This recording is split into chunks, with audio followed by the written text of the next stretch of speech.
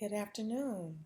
Today we are going to cover Chapter 11, Monomer Liquid and Polymer Powder Nail Enhancements.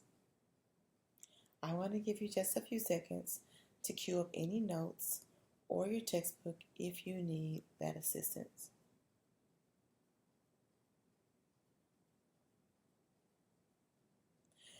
Welcome to Chapter 11, where we will explore the science and application of liquid and powder nail enhancements. These techniques are essential skills for cosmetologists looking to expand their service offerings.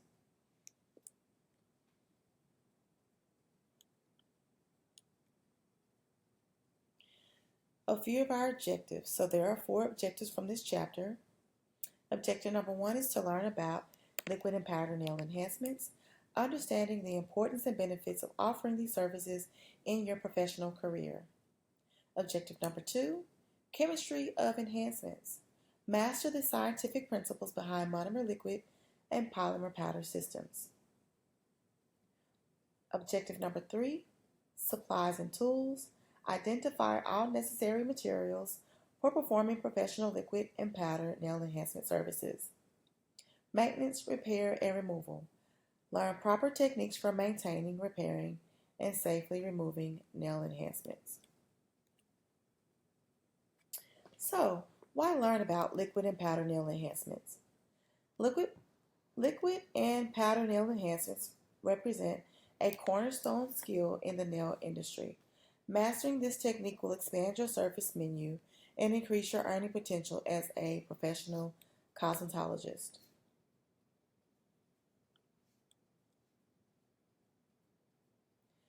Understanding liquid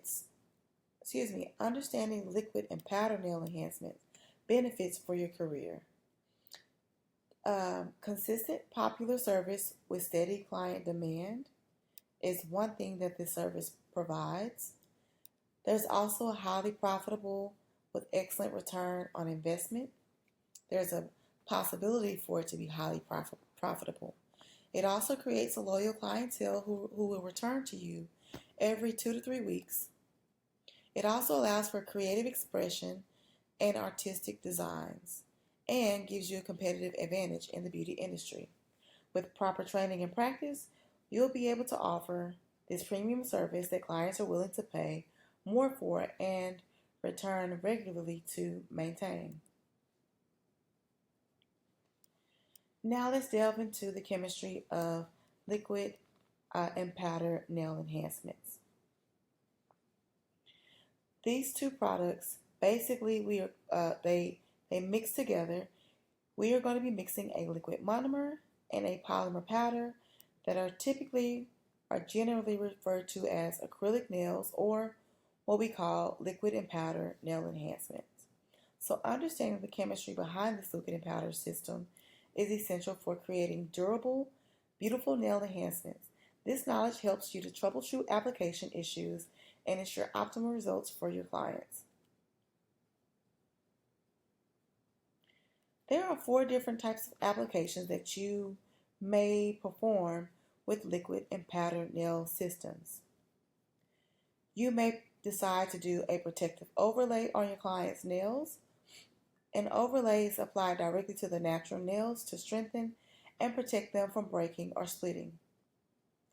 You may also use your liquid and powder systems for tip reinforcements. So this is what we call our nail tip application, and we overlay that nail tip with your liquid and powder enhancement. You can also perform sculptured nail extensions.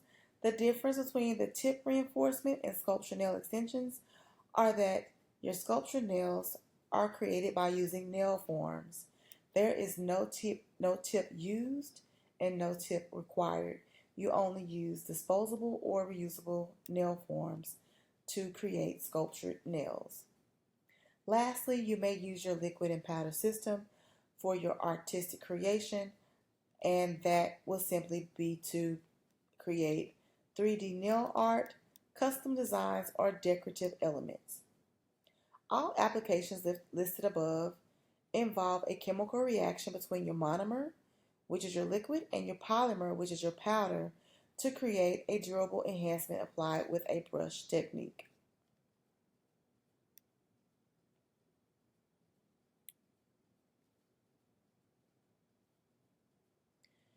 Let's talk about monomers. So usually the nail industry has three different types of monomers that we use. One of them is actually banned by the FDA. In terms of industry standard products, most of your approved monomers are going to be made of ethyl methacrylate monomer, or we call it EMA. That is the professional standard. EMA creates flexible, durable nail enhancements. EMA also adheres properly to the natural nail when applied correctly and can also be safely removed when needed. Another option that is safe to use in our industry are our odorless monomer options. They are an alternative to sensitive clients and technicians. They do have a different chemistry but have similar results. They're going to provide a less vapor release during application, but make no error, odorless monomers can still work and still do work just like our regular EMAs, so you want to make sure that you always have proper ventilation. The other type of monomer that is sometimes talked about and was once used is called MMA. It is banned in the state of Texas. It is banned in the US, and it is banned in most all nail shops. It does not pose a threat to a person's health, but the reason why MMA is banned is because it creates extremely rigid enhancements that can damage the natural nail. It also adheres too strongly to the natural nail plate, causing damage during the removal, and it has been linked to serious allergic reactions and sensitization. So MMA is a product that is not allowed and that has been banned in the US, and that is also not allowed to be used in any nail salon or spa in Texas. Understanding your polymer powders. So as far as the composition of your polymer powders, they are pre-polymerized ethyl methacrylic particles with additional ingredients.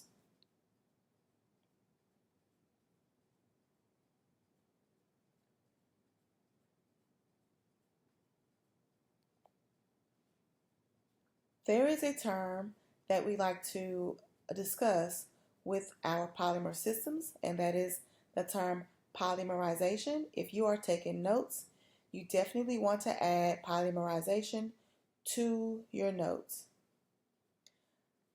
Polymerization is a chemical reaction that occurs when our monomer liquid and polymer powder combines.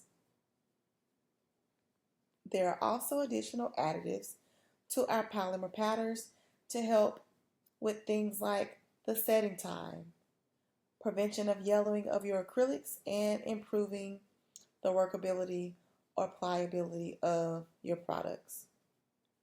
Your powders also have pigmentation, so while most come in clear, white, or pink, there are many custom colors for artistic applications. Professional grade polymer powders come in a variety of colors and formulations to meet different client needs and design possibilities. In terms of the polymerization process, your catalyst is always something that is going to speed up the chemical reaction without being consumed. In your liquid monomer and polymer chemical reaction, there is an initiator that starts a chain reaction between the molecules, and benzoyl peroxide, or what we refer to as BPO, is our primary initiator in polymer powders. So that is a key component of your powders. Your polymer powders have the product or the chemical benzoyl peroxide in it. In terms of the chain reaction process, when monomer liquid and polymer powder mixes, benzoyl peroxide breaks down and creates free radicals. The free radicals activate monomer molecules, and then the chain reaction begins as the molecules link together. Polymer chains form and harden into a nail enhancement. So those are the steps to the chemical reaction process called polymerization. In terms of our odorless systems versus standard systems, they do have a different chemistry. Your odorless systems are going to use alternative chemical formulations that release fewer vapors during the application.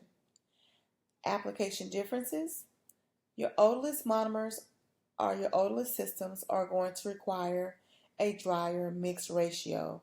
The reason why is because they take a little bit longer to polymerize or cure. So anytime you're working with odorless, you do have to use a drier bead, and this is also a pro tip for our students.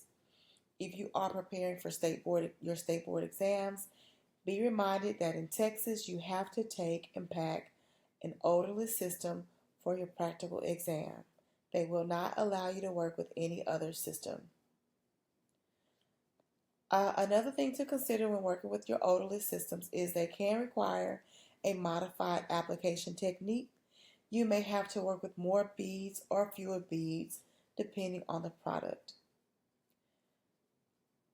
An inhibition layer is also something that sometimes takes place with your odorless systems. Many odorless systems create a sticky residue called an inhibition layer, which is on the surface after curing. The inhibition layer just feels like a tacky layer on the nail. It can easily be removed with a special solution or 70 to 90% alcohol. This is also a friendly reminder while odorless systems reduce vapors, proper ventilation is still essential for all liquid and powder applications to maintain healthy work conditions. Supplies needed for your liquid and powder enhancement services. So professional nail enhancement services require specific tools and products to achieve optimal results. Using quality supplies and maintaining proper sanitation procedures ensures safe, beautiful enhancements for your clients. Monomer liquid, proper ratio and application. Understanding your bead consistency is so important. The liquid to powder ratio determines working properties and the final strength of your enhancements. If you need drier beads, that means you are going to be working with more powder and less liquid. When you work in this fashion, your acrylic enhancements are going to set up quickly and are going to be harder to work with. So if you notice that your product is harder to work with or setting up quickly, you may be working with a drier bead. You may need to add more monomer to your solution or to your combination, or in other words, work with a wetter bead, a wetter brush. If you work with wetter beads, that means you're going to be using more liquid and less powder. When this happens, or when you perform or create your beads with a wet bead method, it's going to give you a slower setting time. Your product may shrink or also may yellow, so that's something to consider. The ideal bead is a medium bead. It has a balanced ratio and it is ideal for most applications. Your perfect beads are going to be moist. It is going to hold a shape. It is going to look like a bead or a pearl. It is not going to be runny. It is going to be shiny on the surface. So we recommend that you do practice consistently to develop proper technique and consistent bead making. Polymer powder options. So we do have standard color options. We have clear, pink, white, and natural. Clear is obviously going to be your best choice for overlays or when you want your client's natural nail color to show through. Pinks always mimic the natural nail bed for extensions. Anytime that you're working with white, you're going to be using that to create a French manicure tip or smile lines. And then other natural colors are going to be blends that work with your client's natural nail tone. You can perform custom blending services for your clients by mixing your polymer powders together. If you do this, make sure that you do maintain a recipe card for consistent colors if your client likes that color or wants to wear that color consistently. This also allows you to offer a premium customized service and create seasonal collections and signature shades. The next thing that we're going to talk about are your primers. Your primers are going to be your foundation for adhesion. You have to have a primer to help with your adhesion and for retention. The purpose of your primer is to create optimal surface for your monomer liquid and polymer powder enhancements to adhere to the natural nail plate. What your primers are going to do is remove surface oils and contaminants. It's also going to slightly etch the nail surface for better mechanical bonding and create chemical bonds between the enhancement product and the natural nail. So primers are a must-have. You have two types of primers. You have acid-based primers and acid-free primers. We recommend that as a beginner and for most nail techs to use acid-free primers. They are just safer. They are gentler on the natural nail. You have a lower risk of skin irritation, less etching of the natural nail, and often clear in color. So again, that should be your go-to. There are acid-based primers. You always want to make sure that you are knowledgeable about the ingredients of your products and know how they work. If you are going to work with acid-based primers, your traditional methacrylic acid primers are going to be very effective for difficult nail types. So if you have a client that has a problem with retention or difficult nails, then you may want to use an acid primer. But again, you need to proceed with caution because if you misuse them, they can lead to damage. You must apply these very carefully to avoid the skin, and they're usually pink or red in color to show the visibility of them. So that is your crash course or breakdown of the difference between acid-based primers and acid-free primers. As far as our nail primer application, your first steps are always going to be to insert your applicator brush into the bottle. Carefully remove your applicator brush from the primer bottle, being cautious not to drip or not to spill your primer, as it can cause surface damage or irritation to the skin.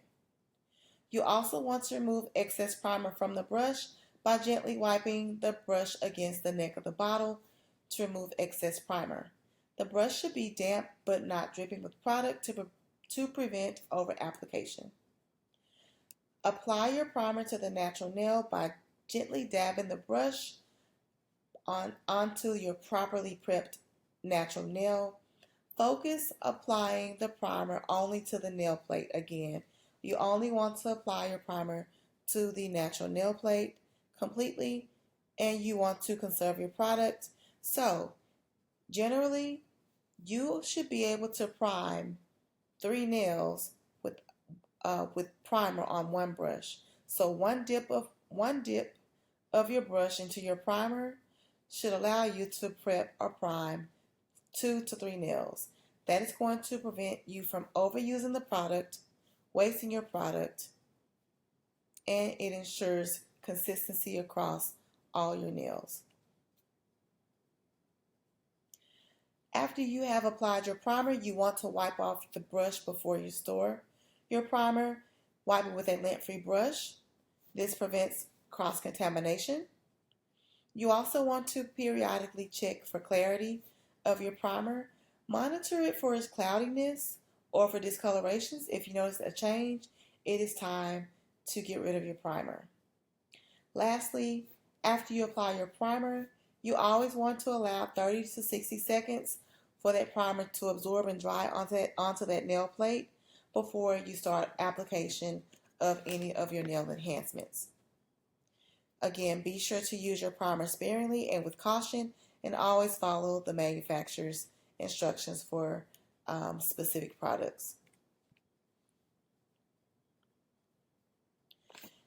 Let's talk about abrasives. So your abrasives are going to be anything that we use to file, to buff, or to refine the nail. So let's break down our grit levels. This is so important. You definitely want to take notes here. Abrasives. Understanding essential tools for shaping and finishing.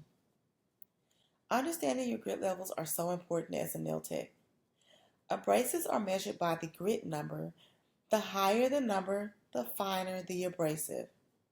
The lower the number, the coarser the abrasive. So, for our coarse grit abrasives, they have a grit level of between 80 to 100. 80 to 100.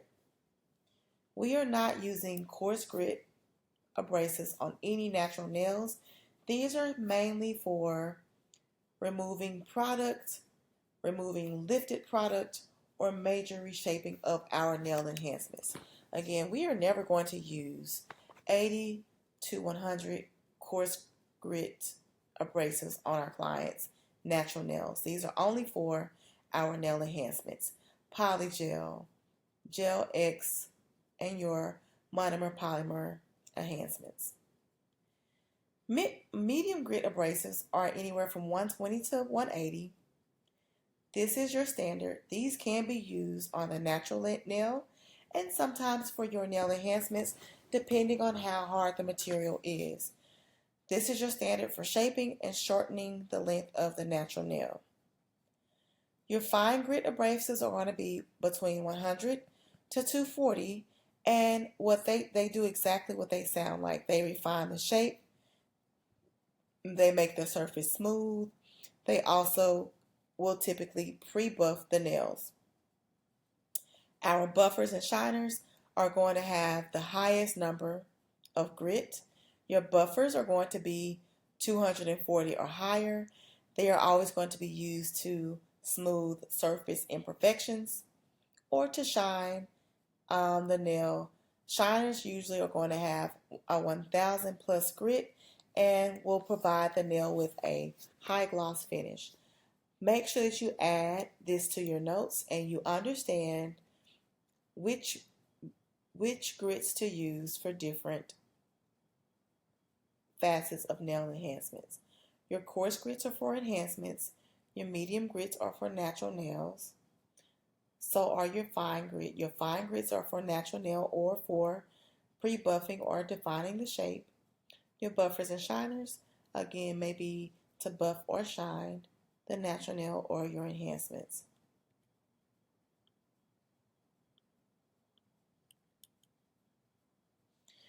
Tips, forms, and dapping dishes.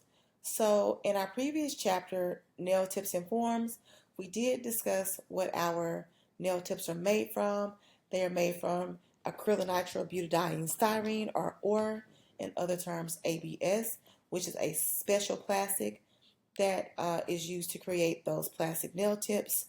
These nail tips, they will create instant length. They also serve as a foundation for overlay, and they also come in various shapes, sizes, and colors. Nail forms was also discussed in our previous chapter. So again, we may also use nail forms with our monomer and polymer enhancement systems to sculpt nails or to create sculptured nails. Your nail forms do create a temporary mold that wraps around the finger and creates an extension without a plastic nail tip. What forms allow us to do is customize the shape and length, and we are always to remove the nail form after our acrylic monomer polymer enhancement system has cured. So nail forms are removed after you've created your sculptured nail. Dapping dishes are small containers that hold our monomer liquid. Dapping dishes help us to prevent cross-contamination. They also help us to control evaporation. This is an interesting fact if you didn't know. Your monomer liquid will evaporate, so putting your product in a dapping dish will help to conserve. Make sure that you keep it clean and make sure that you keep it covered so that your liquid doesn't evaporate. In terms of brush selection, For your liquid and powder enhancements, a natural Kolinsky or sable hair brush provides the best performance. A size number 8 oval brush is the industry standard for most application. That is what the text tells us, but honestly, most beginner nail techs or most nail techs work with a size 12 to 14 nail brush. A size 8 is kind of small if you're doing acrylic overlays on the natural nail or with your nail tips or forms. Your smaller brushes, your size 6s, are usually used for detail work, but I would challenge that as well. You may also use a size number 2 for detail work with your acrylics as well. So ultimately, just select the best brush for you and your skill level. Proper brush care. Make sure that you wipe your brush on absorbent paper between uses to maintain the shape. You also want to clean your brushes thoroughly with your manufacturer's recommended solution.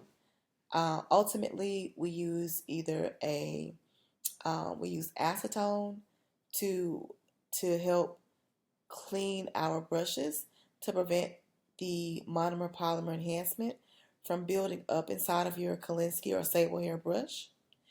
You can also use monomer to help thin out that acrylic as well. But you definitely want to make sure that you keep your brush clean and keep it free from product buildup.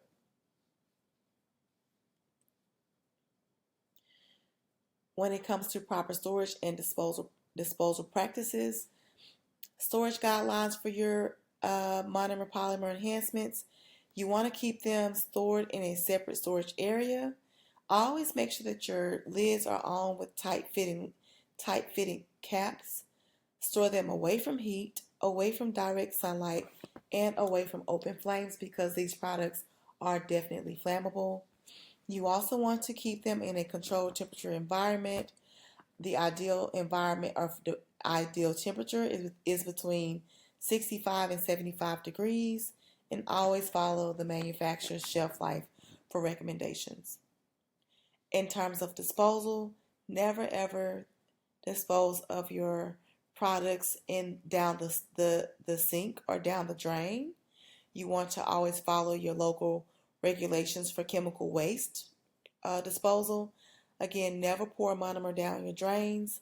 Dispose of your solid waste, any cured products, any of your files in covered containers, and contact the manufacturers for large quantity disposal guidance if you ever need that.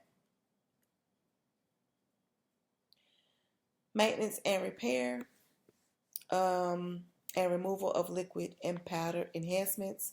So proper maintenance, repair techniques, and safe removal procedures are essential skills for nail professionals. These services make up a significant portion of your appointments and directly impact client satisfaction and nail health. For our field process, we call them fields, or you may also call them back fields.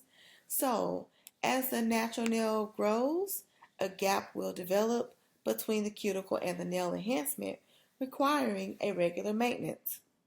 Typically, a field is needed every 2 to 3 weeks, and what fields do is extend the life of the enhancement. It also helps to maintain appearance and structural integrity, as well as prevent lifting and potential infections. In terms of your backfill techniques, sometimes enhancements need to be adjusted in multiple areas. So you need to address wear near the free edge. Check the free edge to see if there is any breakage or if you need to build that area up. You also may have to restore the apex area or any stress points. Remember, stress points are places where the nails may break the easiest.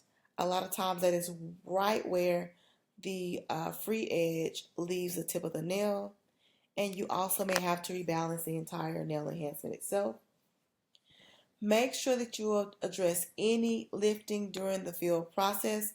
If you don't address lifting, your clients may potentially have an infection with fungus or bacteria. So, if you notice that your clients have lifting, make sure that you file away any lifted product completely away and never apply new product over a lifted area. So, always file that lifted area down to where it is non-existent, and then you can apply new product to that area. Also reassess your prep procedures if lifting is frequent, because that may be a user error or technician error. As far as the repair process, if you have to do a nail repair, you're going to prep the area, gently file around to remove any loosened product, apply a nail form if needed, prepare the existing nail enhancement, and apply material. So let's just say your client has a crack in their nail. Well, what you would do is file that crack down, file that area where that crack is, prep the nail, put more primer, and dehydrate, and put new material there at that crack to provide a seamless repair. When we're doing repairs, you also want to check for the structural integrity. So look at the nail from all angles to make sure that you have a solid shape and a solid form, and ensure that you have fully repaired the area. Remove your form, and you can file or shape and refine your nail enhancements as needed. If you ever need to do a soak off, which is a big deal in this industry as well, pure acetone is going to be the most effective for your EMA-based enhancements. Some manufacturers may offer their own specialized removal product. Never use non-acetone removals for acrylic enhancements because they are simply not going to work. So if you're working with your monomer polymer enhancements, you can only remove with 100% acetone. As far as the removal process, you want to make sure that you reduce enhancement thickness with a medium grit file, and then you soak the nails for 20 to 30 minutes. So you do want to go in and shave down that enhancement with your medium grit file and then do your soak off. Soak offs should last or take 20 to 30 minutes. Any product that's left behind, you should be able to gently scrape off with a wooden pusher. Always make sure that you rehydrate the natural nail after removal, and offer a manicure service to restore the nail health. This is a friendly reminder. Never remove product by force, so never nip, never pry, or never forcefully remove lifted product, as this can severely damage the natural nail and cause pain to your client. That is the bulk of Chapter 11.